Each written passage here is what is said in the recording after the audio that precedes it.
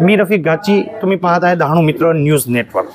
आता आम्ही बसलेले आमदार विनोद निकोलजी सोबत 26 जानेवारी रोजी एक निंदनीय घटना घडली होती।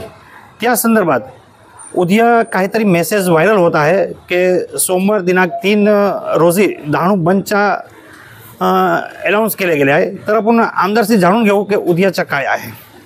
नमस्कार साहेब। नमस्कार। उद्या 3 तारीखला बंदचा काय आहे?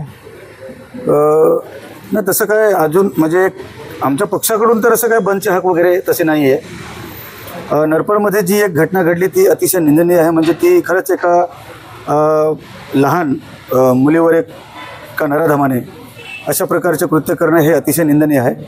परंतु त्या संदर्भामध्ये त्याच्या विरोधात म्हणून किंवा त्याचा निषेध म्हणून आम्ही 2 दिवसापूर्वी डहाणू सागरनगर येथे निदर्शने वगैरे केली। मी स्वतः तिथे भेट दिली, हॉस्पिटलला भेट दिली आणि डहाणूचे PI गुटुकडे आणि ह्यांना सर्वांना घेऊन आणि त्यांना सांगितलं की अशा प्रकारचे कृत्य करणाऱ्या ह्या नराधमाला कठोरात कठोर कारवाई झाली पाहिजे। तशा प्रकारचे सेक्शन हे त्याच्यावर तुम्ही सेक्शन लावले पाहिजेत आणि तो कधीही जेलमधून बाहेर येणार नाही अशा पद्धतीचे त्याच्यावर कारवाई झाली पाहिजे, जेणेकरून अशी भविष्यामध्ये कोणतीही घटना घडू नये। त्यामुळे पोलीस स्टेशनला वगैरे जाऊन तशा प्रकारचे केस नोंदणीसाठी आपण PIला सांगितलेलं आहे।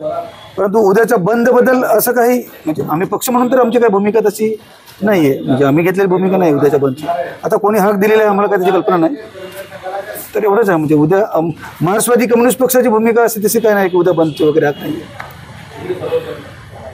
हां, जसे आमदार साहेबांनी सांगितलं पूर्ण डहाणूमध्ये हे चर्चा होती की उद्या बंद आहे, पण जसे आमदार साहेबांनी सांगितलं तसे काही बंदच्या CPM तर्फे बंदचा अनाउन्स करण्यात आले नाही, ते सर्वांनी नोंद केली।